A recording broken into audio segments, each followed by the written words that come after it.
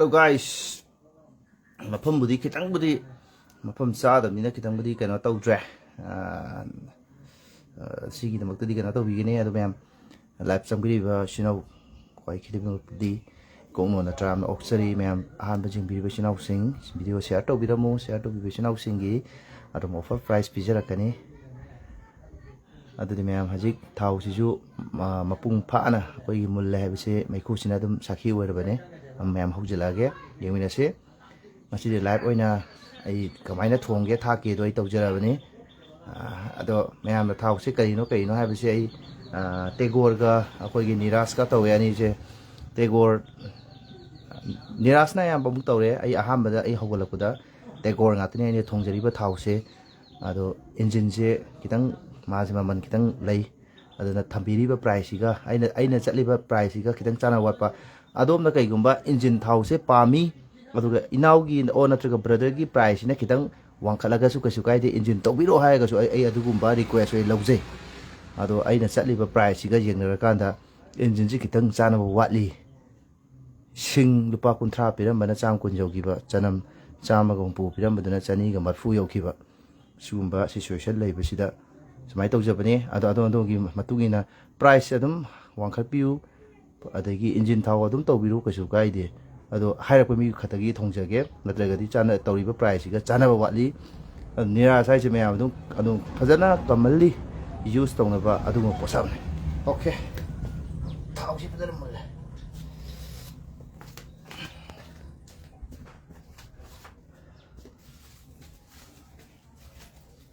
Test ताजा ना खुलान का कवगे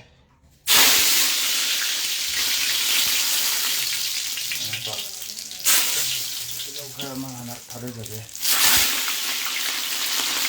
ay basi la ko da ay la ko kanam krama ini jabe ay kuna tin aduga samaroi tinggang moroi haina udu kita manam khana wa kitang ga asoge aduga sine ai ti di thamore ti noi lora pada अमुक मनम नुसिनगाई मोंग दं थारो जराके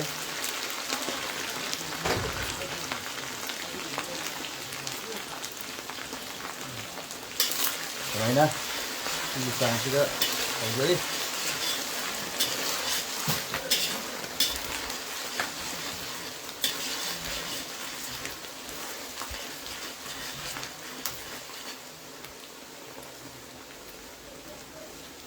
दुगा सिगेरोइ ना मरु मरांग जुम the सुगो बखरा खाउ लोबरा हवाइ से नंग तंगाइ फदे साया मनिना अमस मचा जे मरी हापन ओम तंग हापगी है yang kan जमाने जुम द सुजबा मसन निको मैम जुम द सुजबा समजबा होममेड हाइदारे को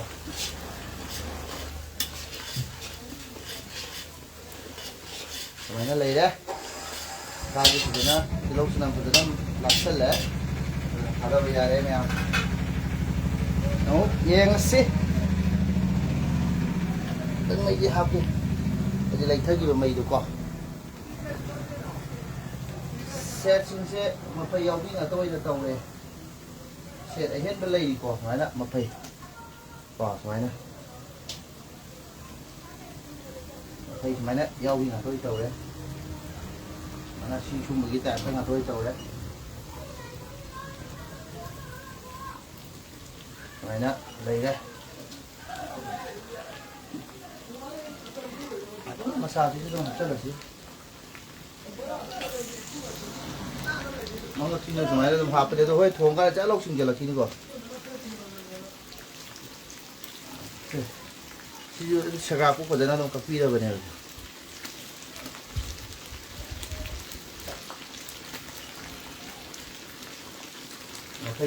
Makai yam jauh itu. Sini maning ni. Ini kan thongkar pikir pikir lagi ni kau sih je. Makai yam masih jauh itu. Apa apa tu? Apa tu? Mana?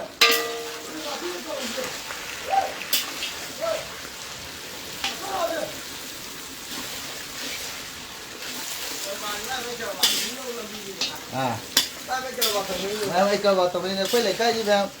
cả vào sẽ ra này tầm này gì hình nó bây giờ không cái đi cái đi cũng đâu khi nào mà phải vào cái xe nganu kia nó nganu mà ngã được này xuống nó cái xuống xịt cái đau đi nó giao đi cái nó du này lâu gì thế à con đâu lại đây ngàn thế kia chắc là mình ngàn nào mình tên không cần à thứ xịt kìa xe mà ngã đây gì mà ngàn lấy hay đấy吧 hay này thứ xe anh đi mà hay đấy cái đó anh đi mà làm thay này cái gì nó phải hay chưa mà đâu hiện giờ cái này là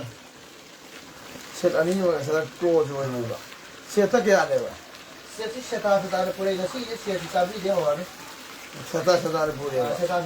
xong bị thế nó xong à một khi nó lạc cũng mà ai đi mà phải mà xa đi xe ta cái xe lên mang cái gì screen cái phun cái hạt là như na xong bị thì cái đi tàu xe lắm cái sao tôi khai đúng vậy cái này khót khót nó gì xe lên sao tôi khai đúng vậy xe nó cái trang khai được à nó khai được ai bao giờ được là cái đó nó ngã thằng mì mà như vậy là cái làm thầm một cái cái gì wow mà đây có giờ xe mà không làm cho nó mà xài được mà xài đi học cho lấy có làm gì nghe như mà xài đi cho lấy có tại này mà phải đi học cho lấy có sẽ phải là mà phải em cái anh nào đó mà phải mà học cho lấy qua đi đây là có thì mà cô học cho là đi có thấy gì mà cô học đấy mà cô học các bạn học rồi mà đi cái này ra engine qua lên mà cân này đấy plus đây là cái này kìa maning qua lên maning cho lên quay đi maning cho lên đây maning cho lên đây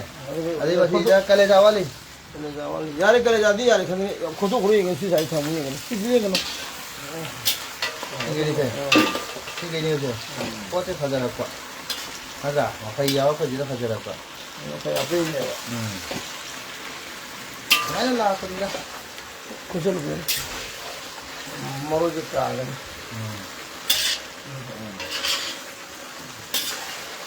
Sebenarnya auto punya kabel itu lo apa nih lagi? tengam dah Pan mari marangnya.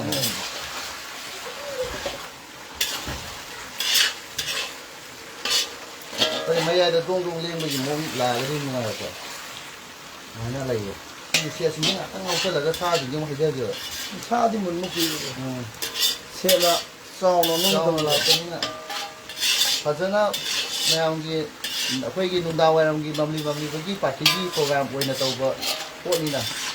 ꯃꯣꯏꯒꯤ ꯍꯥꯟꯅ ꯉꯥꯎꯍꯟꯒꯦ ꯇꯧꯕ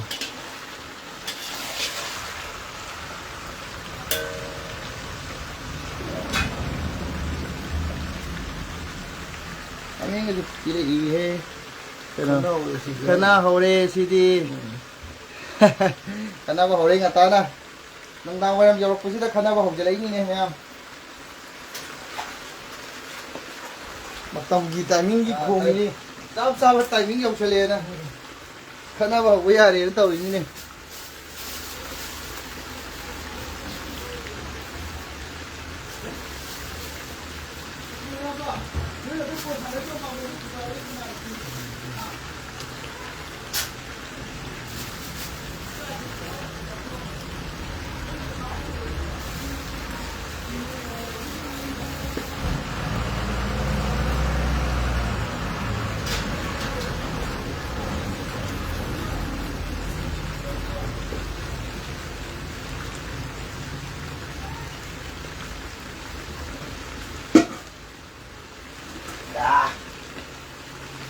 Sige matang yori ma'am.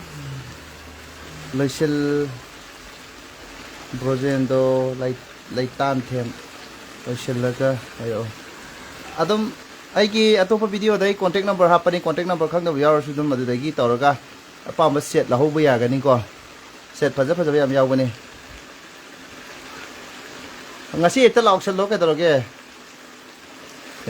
Dapak thoksom ekta lak sel lo ka tawrage. Address हाफसल जगह के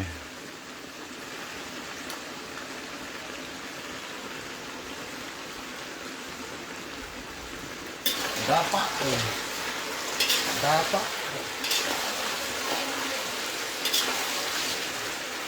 siat macam ni kau siat manga gini tu siat manga terus yung sige massage fazaba yauribase mogi horen fazabagi matungina paisadu dum fajahalase bako yaidina ko tarai laigase sumaina fajarakpanina khara pikpabudi yawi ko pikpadina amu pikpadagi ani mafayara mai yaw kadani sa tarai laiga oi chinau mam ching nu he mafayara sumaina yawsula kadani natra sidabu chinau mam ai hai no khanda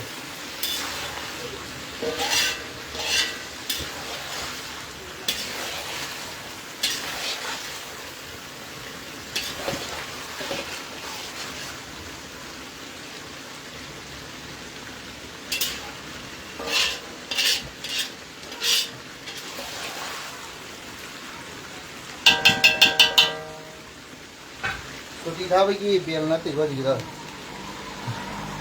cái nắp thân tàu nghe nè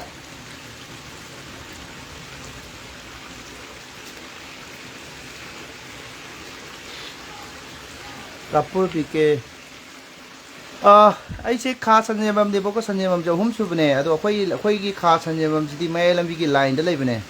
sam na wangoi bazaar de hai jalaga di amne adu ga wangoi bazaar khang dra ga yang thang bor lai khomam do adu gi nambun mapan du da dum thaudara ga leiba thaudarga dum leirabane do dak lai na tawjiram ko ma'am sinau ma'am loi bok tawjira loi bok mai na yo di loi bok tawjira ko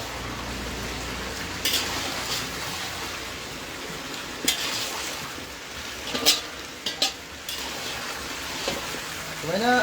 lai ngai sera sida khara jung jung de hawra ge na ko jung min makap pani mo ni na ta ko ni ngai na on na hai ge to wa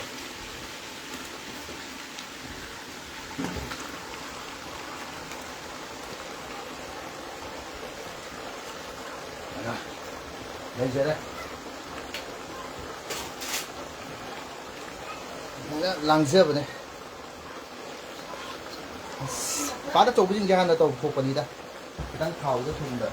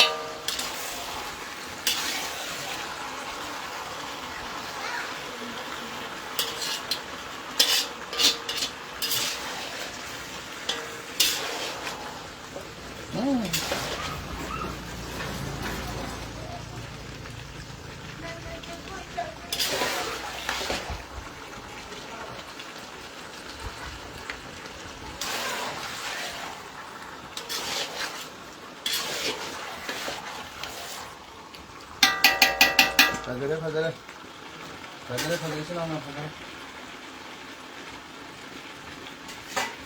Mas isda.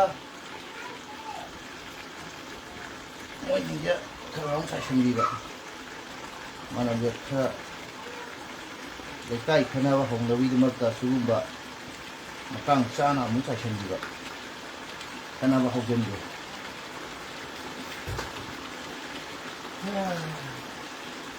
Juga ini nak muk cincin biba, coba apa mau jual ini dah.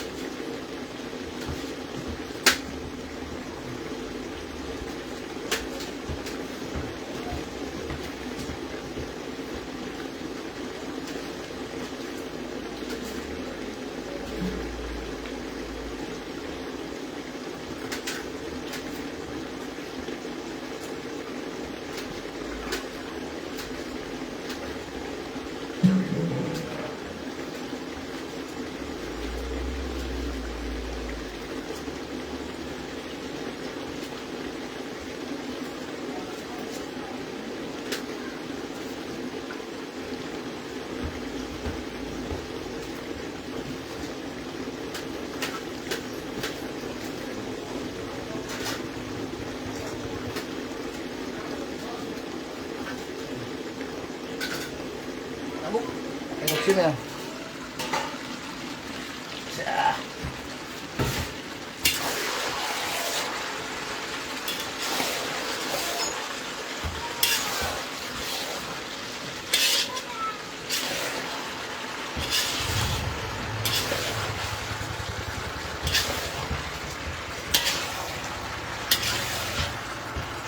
Pari lạc chứ bò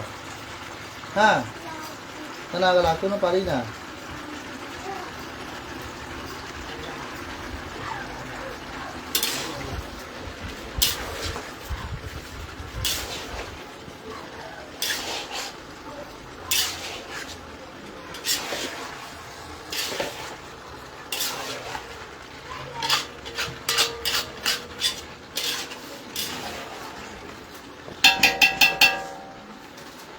Nam, sina koi lekai gi koi gi jaga gi umurok se khujana marang kai le thai ko te kuje na umurok se hachun jara ke kona gro mo do pa koi le bane na umurok ata ne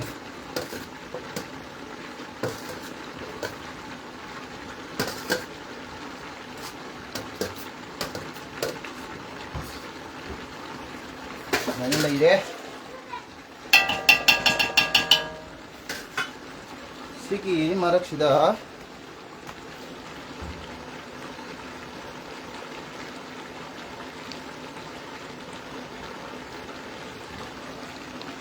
marak sida tum ya ada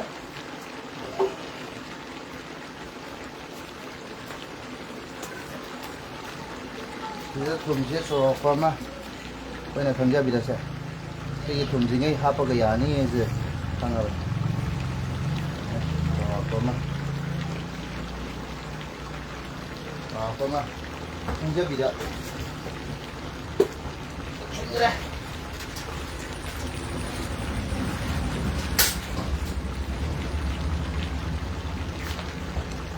Sumai lah, lagi dia si pagi update sih. Tak lab thar ka thong ba. Atu sumai anggi business ki और मैं आमगी सेवा की home delivery service live में हमारा live Thar थोंग भाई जे तनाब तो ना थोंग मैं आई खत्तो है मनी को चौथोक से ना आएगी चौथोक ना आएगी कहीं की no यामना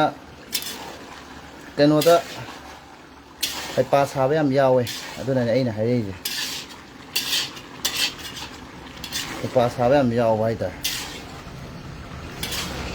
ác là pha cái thùng rồi có khai nữa xin nè, tôi xin là mọi ở rau này ngang ngang à tên công rồi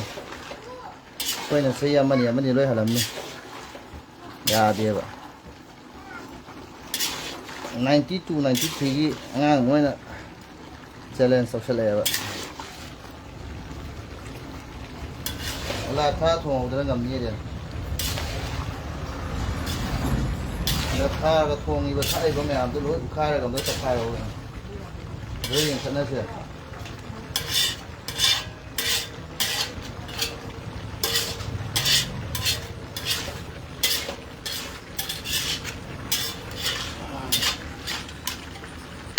bao nhiêu cái nó nâng cấp nha cấp này chúng ta lý cây nó tăng steam riêng tăng cuốn cái steam lâu kia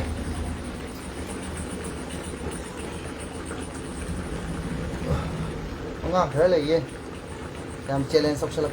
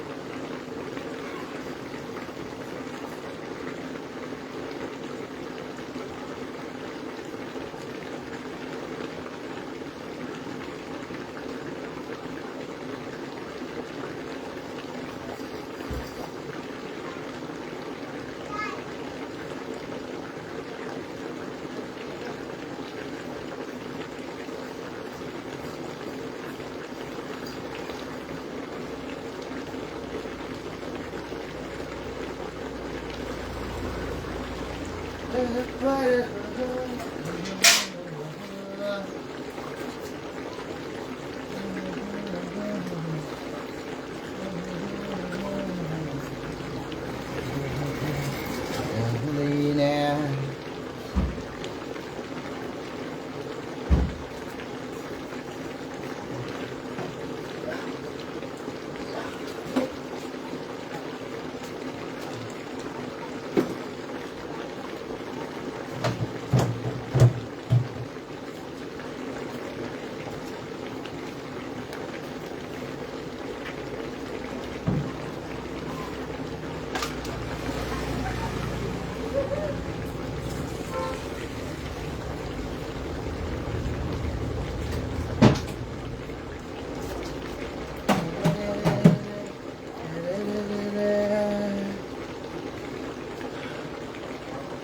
Sapuga manara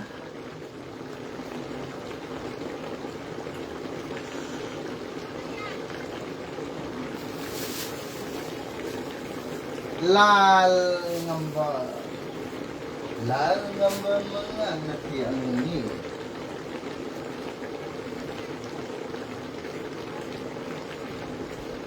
CNC nè Azara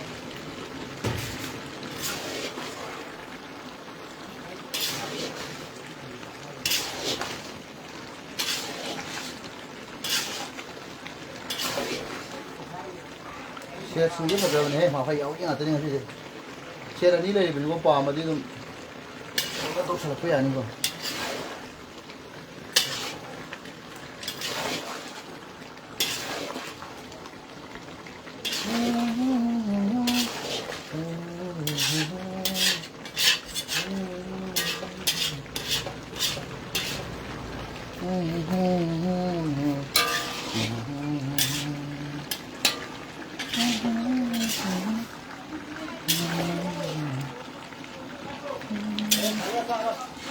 cái ấy nè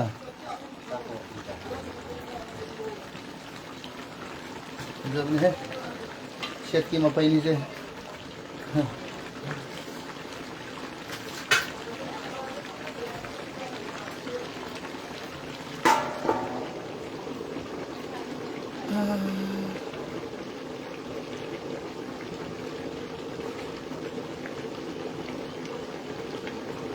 nhưng mà sẽ nhưng mà mấy múc rồi cái này của này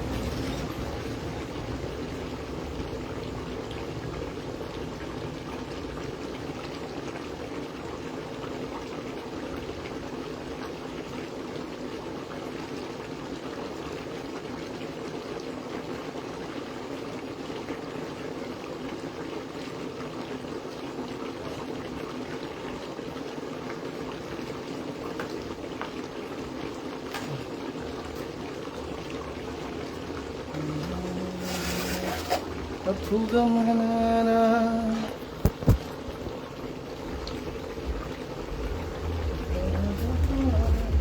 mua cho mấy dấu vậy nè xin chiếc tủ ta ngay là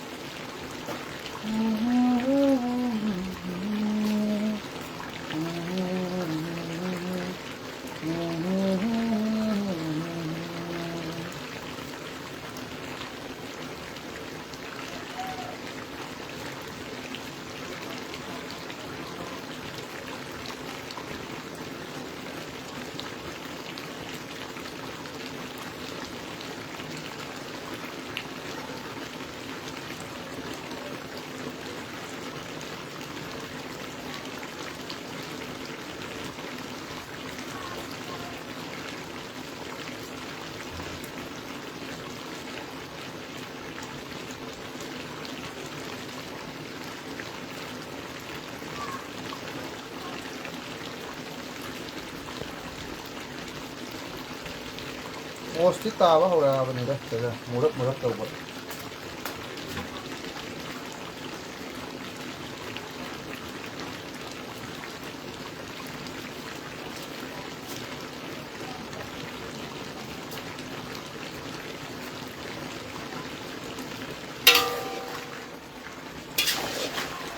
kaga mehe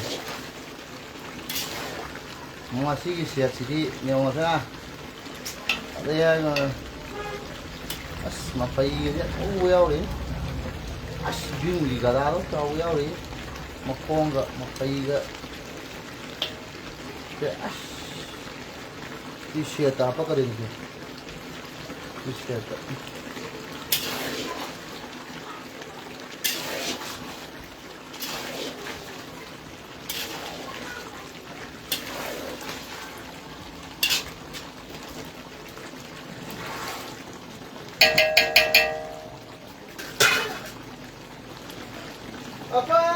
sih apa ya sih pakai ini bola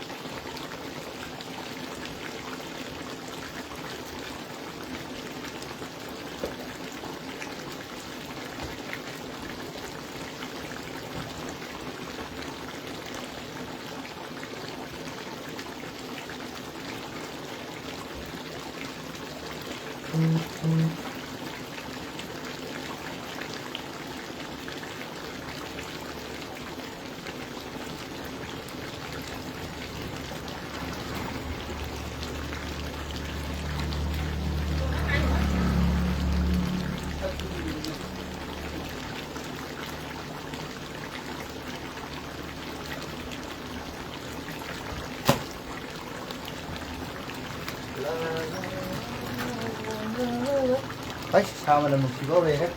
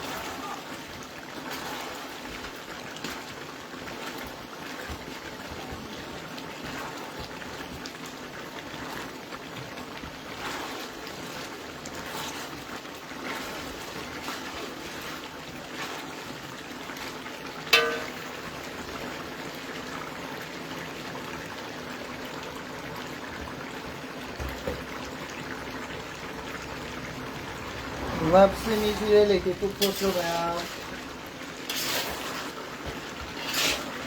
Rồi bộ phim thanh mới đây mấy cái dầu là cái này mấy cái sâu với bộ khai của mà để con khai cái này con không khai cái này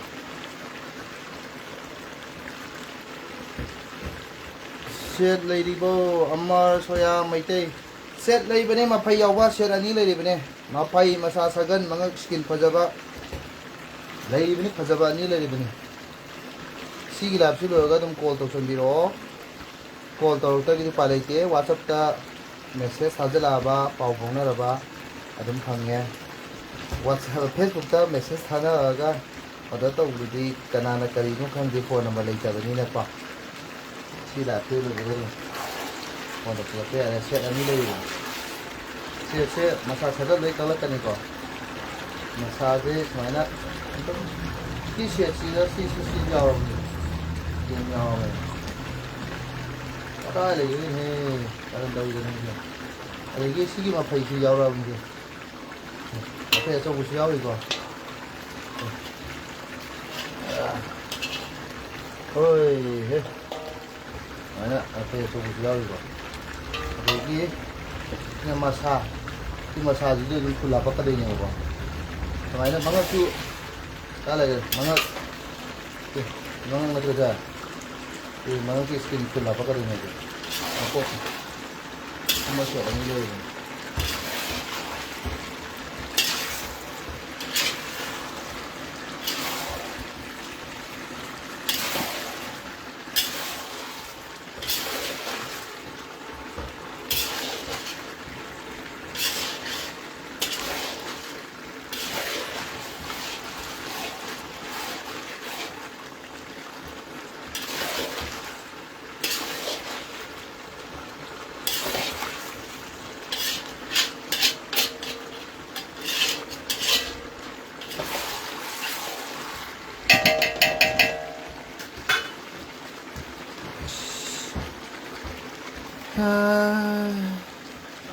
Cái làm đó ôi đấy nó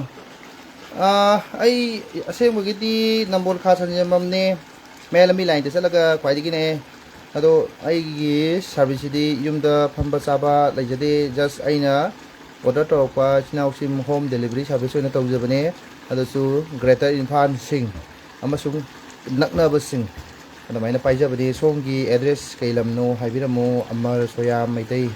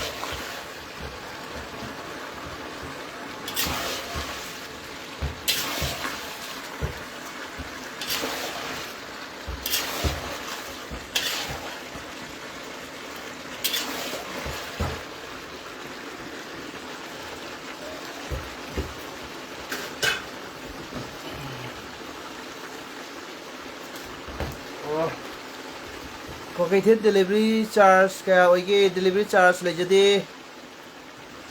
1 kg lâu bữa 650 half kilo lâu bữa 330 set đi cái gì mà phải giàu bữa na 400 cái hậu giờ cái starting 400 to 500 mấy là cái này mà làm đi mai cái patching phải rất là happy bên này na mà phải mà đang happy mga skin happy masa phải rất là cực kỳ đấy 400 taragadi delivery charge lâu đậm nina paisa mangagani 400 tabadi nungai tre aduga 500 fauba singba yauri ambiragadi aigi contact number atopa video da fajana hapane video ayam loi hapane sigi lat pisu hapsa ga da dain hapauje adong contact option bira o whatsapp ta nataga live call live loi ka call option bira o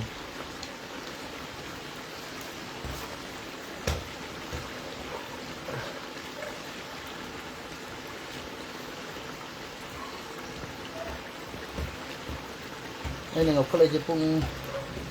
minute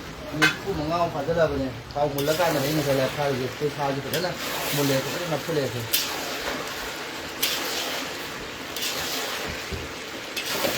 नप्सलबने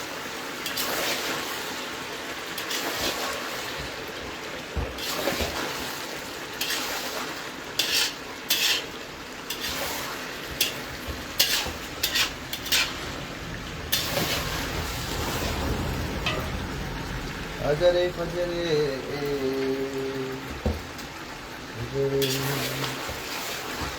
Thôi kita lấy thôi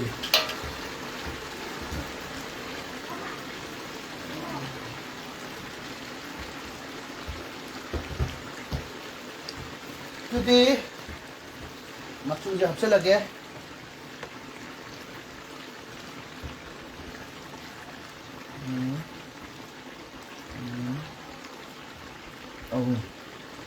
isi yang lebih sugan dari yang apa aja juga mau masih sekarang ngapun jadi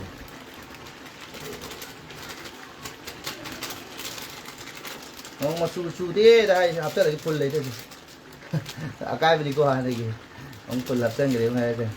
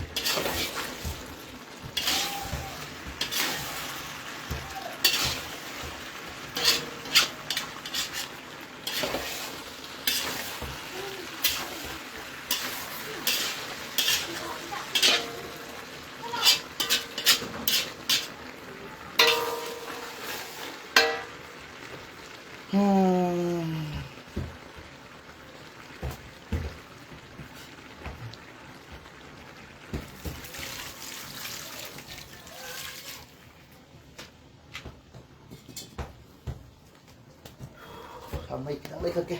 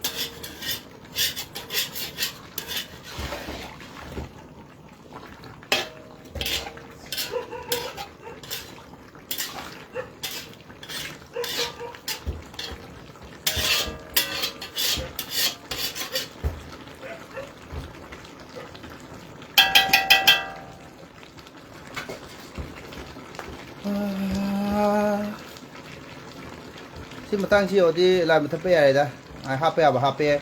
tegi mai khra lonjan boy na tawrani aduga adum loisalani si adum mapung phare na ai haichege tapse muthut sage maramdi atopa sinau me ama contact tongning ba book tongning ba me am yarong ani mokoi sing khala kanda lab se matang si do sin jarage loi machu mame loi hap loi re everything loi re na lawra si sa mul kan tani machu mame loi hap je sa je mapung pha na mulle sa napsal le mulle hai bagi ani khandi da machu ne adu machu phajana ba meres powder na morok ki machu do adu khara ma napsal le adu lon ba hore stegi khara lola kan da dum tushan da yara me na kom jage tara manga ma ke ma chuida si kidang kangal le kangal matu mai kidang hap ga มีกล้ามงามุกโดนแล้วก็ไม่ถ้านับถ้าเราไปมองเลยมันเราใช้ในนั้นครับโอเคเดนลาบตะกี้ทุกเรื่องกี้คอนแทคท็อปวินิก็สิ่งตกสิ่งเดียวโอเซตปันบิริบิสนาวสิ่งเซตตกสิ่งเดียวโอเซตเลยดีไปเนี่ยทุ่งอย่าป้ามาเซตเลยดีไปเนี่ยสิโอเคมาคนจ้ำพัชเร่สิมาพุ่งพานะพัชเร่โอ้ยมาพุ่งพาเลยดีจังกันเลยนะเดี๋ยวมาสู้ฮับดังไงไปกินมาสู้โต๊ะกินหรือเปล่า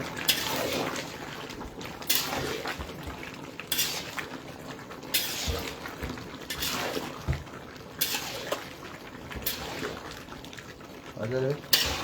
iyalah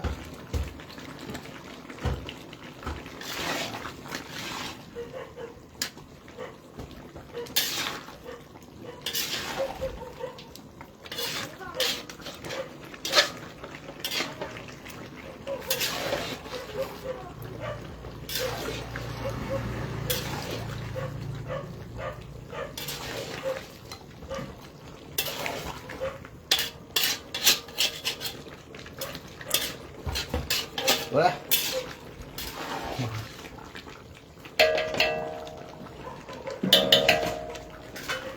oke mai isu yok selak trailer selagi mem protect to video sing lab lo ka nam paw phagin dilo pare pare